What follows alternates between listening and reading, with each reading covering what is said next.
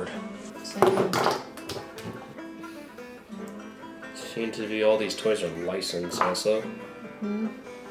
So what do we do now? I don't know.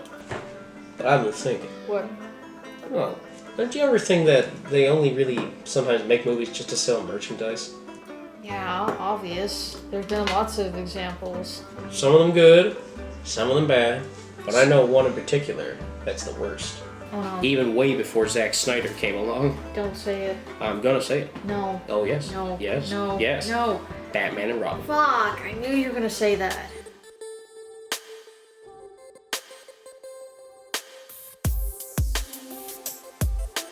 Well, you gotta talk about one of the worst atrocities of superheroes. You gotta start somewhere, and I don't feel like doing a Zack Snyder review. Ew. Okay, let's do that then. Alright. So, where to start with this one? I think where we should start is with Batman Returns, actually, by Tim Burton. Okay. Well, here's the thing. When Tim Burton was making Batman Returns at the time, his film was too disturbing for children, they said. Weaklings. I know.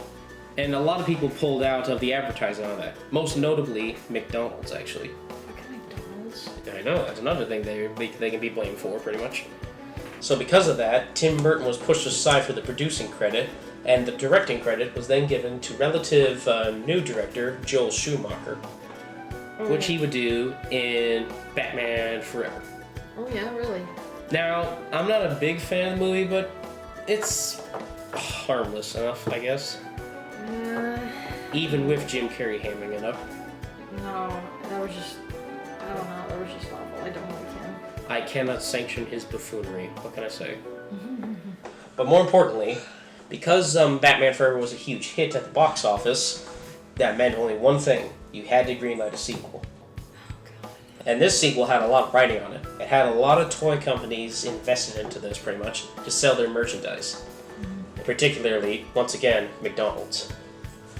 And actually, if you look really closely, a lot of the gadgets and the vehicles used in the movie look an awful lot like the toys, actually. Yeah. So, as you can imagine, it didn't make as much money. No. In fact, it tanked at the box office, got horrible reviews from both fans and critics, and it won a couple Golden Raspberry Awards. However, Joel Schumacher, while he is a nice guy, felt as if he had no control over the project, really. And I think he was a good intention at heart, but I think he was a bit misguided with the film. For example, George Clooney said that before he would start every take, he would say, "Okay, folks, we're making a cartoon, remember that." Which is a weak thing, because I remember another Batman cartoon that came out around the same time. It's the Batman the Animated Series. Yeah. One of the greatest pieces of animated superhero TV we ever got, pretty much. Yeah. But then they give us this shit. So, let's say you and me talk about what's wrong with this film. Sure, why not? And we'll start, first of all, with the main characters, the Bat family. Oh no. Oh, poor George Clooney, man.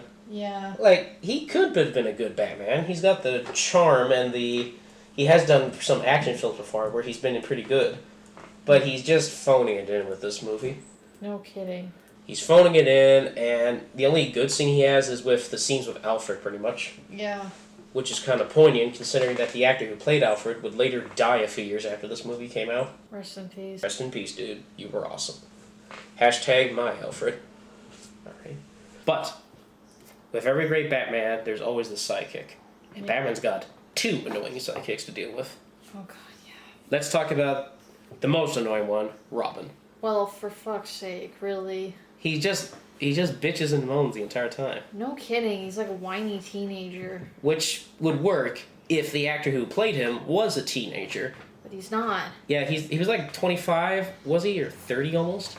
Somewhere around that. So, essentially, you're getting a man to do a teenager impression, pretty much. Yeah, it sucked.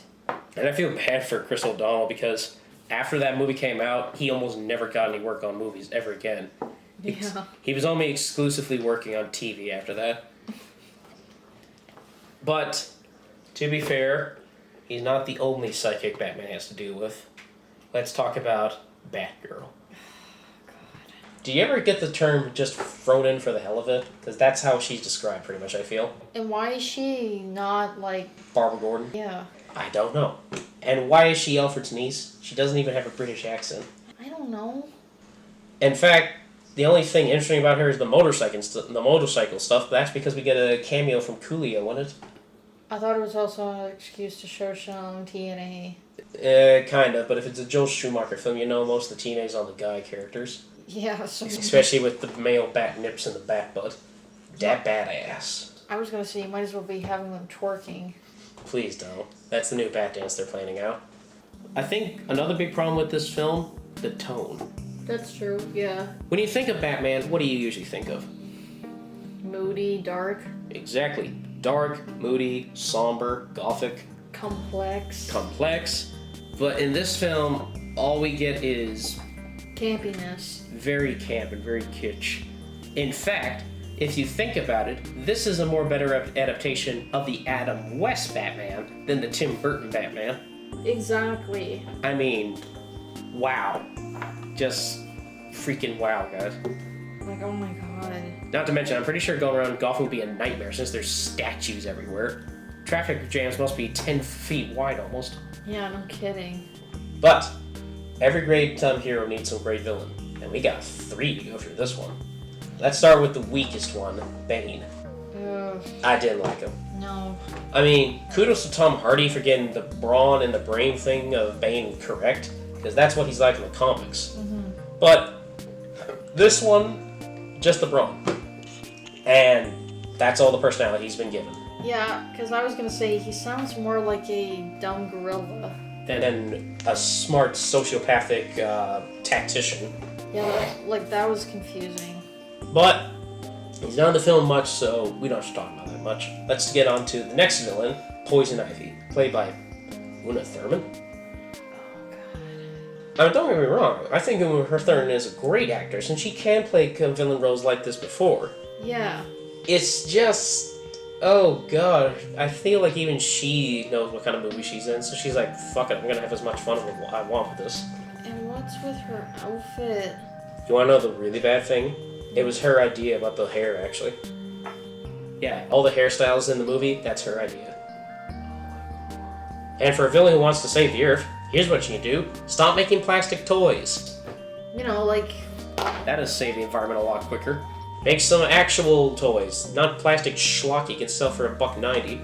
Like, I don't know, make metal toys or something. Or wood if you want to get all Pinocchio on it.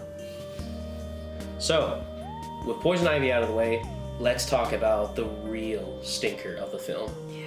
You know who I'm talking about. Say it. The one, the only, the governor himself, Arnold Schwarzenegger as Mr. Freeze. The ice puns, my god. So many ice puns. That's not cool, dude. I'm sorry. I'm sorry. You're not doing that today. Not today. Alright, I'll try not. That was so bad. That hurt me. Because Freeze is actually one of my favorite villains for the Batman canon. Yeah, same here. I mean, originally when he first came out, he was kind of a joke character, to be honest. Yeah. He was just another gimmick character. However, well, it's ice to meet you two. Oh, sorry, we had to say that, folks. No. But more importantly, we have to talk about the fact that they took a complex character that he originally was from the old things and take away all that complexity from him. He just keeps making so many ice puns. And a lot of his motivations feel really forced, if you ask me. Like the whole thing where he had to steal like diamonds to power his suit. And to save his wife. Like, why diamonds? I am saying, do you care? Really? No. Really? No. I mean, good that they did put her wife in the story a little bit, but... They fucked it up. They didn't do well. Not at all. It's like, it sucks. It's... The main reason people hate that movie is because of him, pretty much. Yeah, pretty much. And where's his evil lair? It's a giant abandoned ice cream factory. How have the police not found it yet? Like, are you guys fucking kidding me? You might as well have a gigantic billboard saying, "Over here, stupid." And free ice cream to go with it. Exactly. With that saying, I like cinnamon chip ice cream. Well, I think the real problem is Arnold Schwarzenegger can be an intimidating character if you give him the right character to do. Yeah. Like in The Terminator, that's a really good intimidating character, and he doesn't really speak an awful lot in that. Mm-hmm. Although that's probably an advantage on his behalf. But for Mr. Freeze's case, it doesn't even feel like a villain. It feels like a parody of a villain, pretty much. Yeah. Like, he steals diamonds, which can apparently power his suit because that's how diamonds works, apparently. Because apparently they're a quote-unquote piece of glass. Or ice. Rock. But more... Like, for sake. And also, he wants to freeze half the city, and Poison Ivy wants to cover the rest of the world in plants. How are these guys working together? Those two goals are incompatible as hell. Like, she needs the tropics, he needs the Arctic. Kind of a win-lose in that situation. So, like... But what really is insulting is that they took actually a really good character, like Mr. Freeze, and they just made him to a joke. Like, everybody who worked on this film had to personally apologize for being involved in this film. That's how much of a travesty this was. Yeah, like George Clooney. George Clooney, bless his heart, he said he would gladly refund anybody who accidentally bought a ticket for that movie. Mm-hmm. I'm still waiting for my refund, George. Come on. But, other than that, you could say this gave way to a more appropriate sequel to this film, Catwoman. No. No. No. No, no, no. I'm joking. You better be. I am. But hey, at least Christopher Nolan got to save this film. Even though he wants to do nothing with it now. And unfortunately, it led to some rather... Martha kind of worthy stuff, shall we say. With animation lips. We'll not talk about animation lips. So what did we learn today? Don't watch it. Don't watch it. And more importantly, don't base a movie idea on how much merchandise you can make on toys. Because it's not going to work. It won't work. It won't work at all. I mean, like, the kids might be a little naive and stupid about it, but that's because they're kids. They don't understand. But as the adults and as parents, shame on you. That's insulting the kids' intelligence. Kids can be smarter than that. Exactly. I've known some rather, like, intelligent, smart kids. And they have seen great movies, actually. Exactly. But, like, come on, don't make it dumb for them to watch. Yeah. But could be worse, I suppose. I don't know how, but it can. Well, I say we did a pretty good review. Yeah. Although, frankly, if I wanted to see an actual good review on a film that respects the fans and makes fun of merchandising, I'd rather see the Spaceballs review, pretty much. What do you think that'd be? Oh, probably on the left, I don't know. The left? On the left. But... Like this left.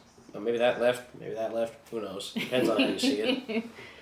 Let's get out of here. We got more films to review. To the Review Mobile. Ding-a-ding.